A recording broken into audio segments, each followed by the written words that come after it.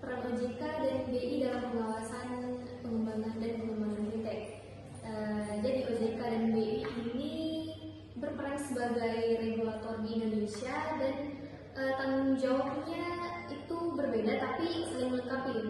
Di mana BI ini mengatur tentang sistem pembayaran, sementara OJK di sektor keuangan, dan non-bank dan digital.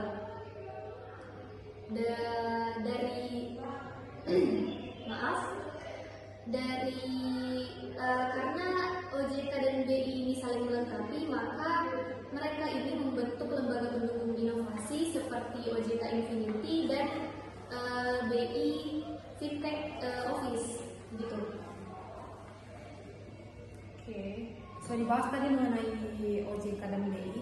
Kita lanjut di regulasi sektoralnya spesifik fintech di Indonesia nih. Jadi regulasi fintech Indonesia ini tuh bersifat sektoral. Jadi dia menyesuaikan dengan jenis atau produknya. Misalnya ada fintech pada sistem peminjaman atau pendanaan atau peer-to-peer lending, di mana dia ini menyediakan pinjaman kepada nasabah melalui aplikasi atau finansial teknologi. Inilah yang disebut dengan finansial teknologi, peminjaman melalui aplikasi, di mana memberikan kemudahan.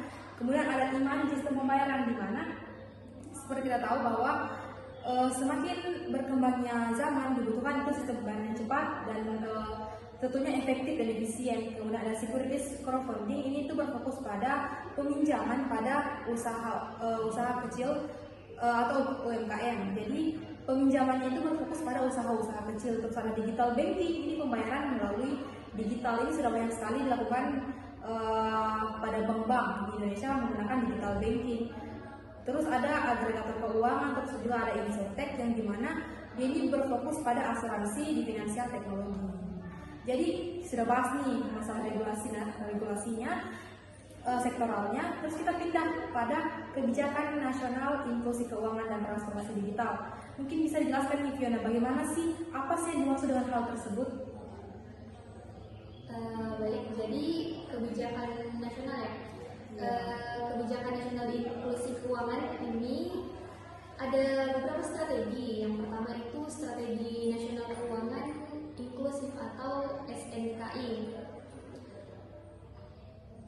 Terus ada SNKI, terus saya juga pernah dengar nih ada namanya Blueprint Sistem Pembayaran Indonesia pada tahun ini, ternyata produk baru pada tahun 2025. Terus juga ada program percepatan transformasi ternyata di digital, ini untuk membantu ekonomi nasional.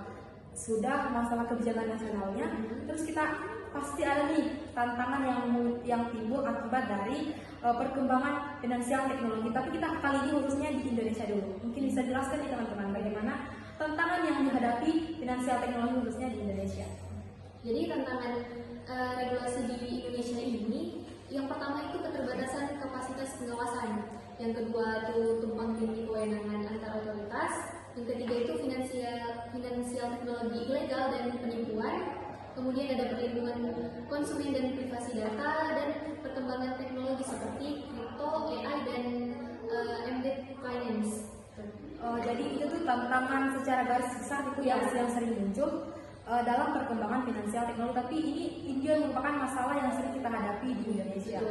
Terus saya mau dengar nih, mungkin dari sisi Suci Ramadhani, apakah ada karakteristik unik dari inovasi fintech yang bisa menantang nih kerangka dari regulasi?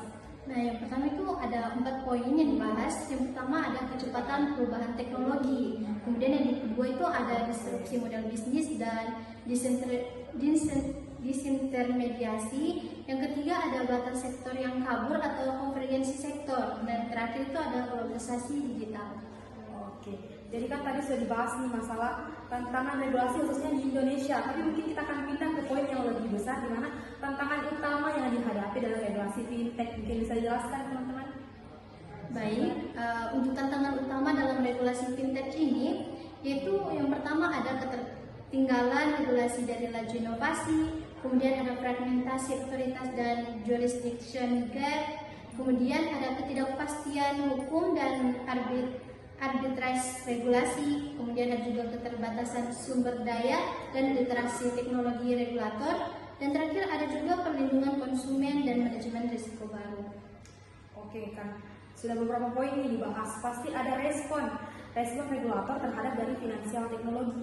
Jadi regulator ini membuat kebijakan itu telah mempertimbangkan berbagai hal, bisa dia tidak langsung membuat keputusan bagaimana fintech ini apakah bisa berinovasi tanpa memikirkan apa kepentingan konsumen atau apa yang akan digunakan oleh pemakai dari finansial teknologi. Jadi ada regulator sandbox, itu gunanya apa? Yang mengatur regulator sandbox ini kan yang mengatur di bidang sandbox, terus ada inovasi hub dan saluran konsultasi, kemudian ada subtek, ada regtech, juga ada kolaborasi lintas antar negara. Ini tuh kayak finansial teknologi di bagian transfer dan lain sebagainya, tapi lintas negara. Oke. Jadi mungkin itu tuh pembahasan mengenai regulasi tantangan finansial teknologi. Selanjutnya kita akan pindah ke diskusi selanjutnya mengenai menjaga keseimbangan antara stabilitas keuangan dan juga inovasi melalui regulasi nih teman-teman. Oke, terima kasih.